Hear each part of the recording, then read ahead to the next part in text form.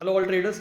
तो कल हमने एक वीडियो बनाई थी बट उसमें बीच में पता नहीं क्या हुआ कि वॉइस डिस्कनेक्ट हो गई, तो जिस वजह से वो वीडियो मुझे डिलीट करनी पड़ी। बट अभी अगर मैं व्यू बताऊं आपको निफ्टी में, तो निफ्टी में एक सिंपल सा भी एक व्यू मान के आप चल लीजिए, क्योंकि अभी हमें एक बड़ा गैप डाउन देखने को मिल रहा है 112-13 पॉइंट का, यानी 19,277 के आसपास हमें जो है निफ्टी खुलती हुई दिखेगी।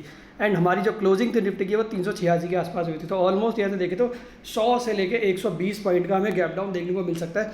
अब गैप डाउन के बाद आपको क्या करना है, तो आपका अगर कोई भी निफ्टी में बाइंग लेवल है तो वो है 19,250 से लेके 19,270 के बीच में, और इसी के बीच में शायद हम खुलेंगे या हम खुलने के बाद जा सकते हैं।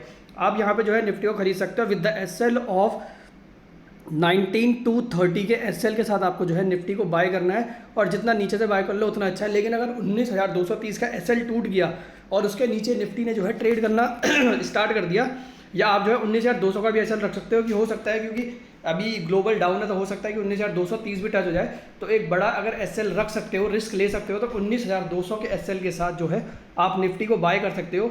एंड वापस से हमें जो है एक बाउंस बैक देखने को मिल सकता है, जो हमने लास्ट 4 बारी हम देख चुके हैं। और हमें 19,000 पहला टारगेट हमारा 19,473 जो हमारा फर्स्ट रेजिस्टेंस है, जो मैंने पहले ही बोला हुआ है, और उसके बाद जो हमारा दूसरा रेजिस्टेंस है वो है 19,660 से लेके 680। इस पे हम जाते हुए दिख सकते हैं। तो ये बैंक निफ्टी के लेवल है जो हमें देखने को मिल सकते हैं। आप चाहो तो इसको खरीद सकते हो, और यहाँ पे आपका जो है बाइंग जोन मैंने बता दिया है निफ्टी पे 19,250 से लेके 270 के बीच में खरीदना है। 19,200 के एसएल के साथ टारगेट होगा आपका वही 19,473 पहला टारगेट, और 19,660 दूसरा। अगर आप सेफ ट्रेडर हो तो आप जैसे ही प्रॉफिट हो जाए तो आप बुक भी कर सकते हो, क्योंकि हमें डाउन साइड से पूरा रिकवर होते हुए हमें दिख सकती है। तो वहाँ पे आप जो है अपना बुक भी कर सकते हो, यानी आज के ही दिन में हमें 19,400 भी जो है देखने को मिल सकता है। तो आप यहाँ पे इसको बाय कर सकते हो।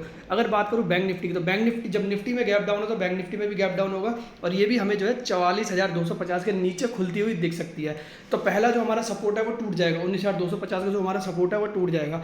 अब 19,250 का सपोर्ट टूटने का मतलब ये है कि हमारा 43,800 के लेवल खुल जाएंगे और 43,500 के लेवल खुल जाएंगे। लेकिन आपको देखना है कि उसको नीचे सस्टेन हो रहा है कि नहीं।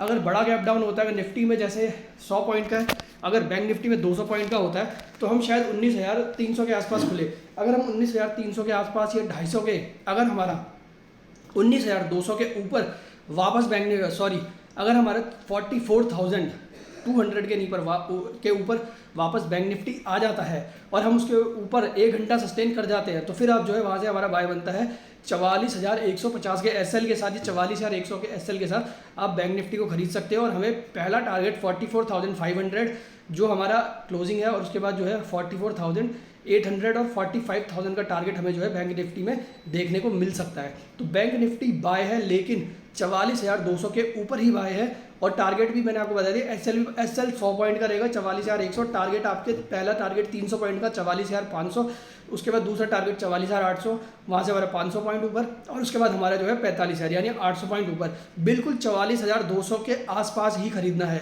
44,200 के नीचे अगर निकल जाए फिर कोई भी बाय नहीं बनता है, फिर हमारा पुट जोन पे बनता है। और वो भी देखेंगे अगर वो जो है 3:30 बजे के बाद अगर क्लोजिंग अगर नीचे की साइड ही हो रही है, तभी हम जो है पुट खरीदेंगे, अदरवाइज हम पुट नहीं खरीदेंगे, क्योंकि नेक्स्ट डे क्या हो रहा है कुछ नहीं पता है। आप चाहो तो इंट्राडे ही करो, मैक्सिमम वही उसी में प्रॉफिट है। इंट्राडे में अगर ओवरनाइट कोई भी करी पोजीशन करते हो तो वो रिस्की है। आजकल जिस हिसाब से देख रहे हैं हम कि मार्केट दिन में पूरा रिकवर हो जाता है, लेकिन अगले दिन फिर 100 पॉइंट का गैप डाउन हो जाता है। तो इसलिए अगर आप इंट्राडे खेलो और नेक्स्ट डे सुबह सुबह खरीद लो तो उसमें ज़्यादा प्रॉफिट है। तो बैंक निफ्टी बता दिया है 44,200 के ऊपर खरीदना है। टारगेट आपका 44,500, 44,800 और 45,000 का है, और 44,100 का एसएल है, यानी 100 पॉइंट के एसएल के साथ 800 पॉइंट का टारगेट आपको दे रहा हूँ। तो उस जगह पे आपने जो है, और 45,000 से लेके 45,200 हमारा फिर से जो है एक बड़ा रेजिस्टेंस जोन है। अगर हमने इसको पार कर लिया तो हम 46,000 और 47,000 की तरफ जाएंगे। बट अगर मैं आज की बात करूँ इंट्राडे की, तो इंट्राडे में जो है हमको अभी एक रेजिस्टेंस फेस करेंगे 44,500 का, फिर 44,800 का और 45,000 का। तो यहाँ पे जो है हमारा प्रॉफिट बुकिंग जोन बनता है। तो ये है निफ्टी और बैंक निफ्टी का व्यू। बाकी अगर कल देखें DIIs ने जो है 5,796 की बाइंग करी, और हमारे FII ने 1,500 करोड़ की बाइंग करी। तो ऑलमोस्ट अगर हम देखें तो करीब जो है 7,000 के आसपास का हमारे यहाँ पे मार्केट में कैश जो है प्लस पे था। तो ये क्योंकि बड़ी बड़ी ब्लॉक डील हुई थी, और आज भी अगर आप देखोगे तो पेटीएम की ब्लॉक डील है। पेटीएम में आज जो है 880 रुपये के भाव पे जो है 10% स्टेक सेल हो रहा है। तो जैसे कल कोफोर्स का 26% स्टेक सेल हुआ था, बट वहाँ से जो है 10% की रैली हमें देखने को मिली थी। तो अगर आप पेटीएम के खरीदार हो, पेटीएम को अगर आप खरीदना चाहते हो, तो पेटीएम पे एक यही चीज़ है, जैसे ही उसमें ब्लॉक डील होगी यानी 880 के आसपास जैसे ही हम आएंगे वहाँ से पेटीएम बाय बनता है। और पेटीएम को यहाँ से बाय करने के बाद हमारा जो टारगेट है इंट्राडे में हम जो है 950 तक भी जा सकते हैं। तो पेटीएम को अगर आपको खरीदना है तो एक बार जो है उसे 870 से 880 के बीच में आने देना, और उसके बाद ही जो है आप जो है बैंक पेटीएम को खरीदना 880 से 890 के बीच में।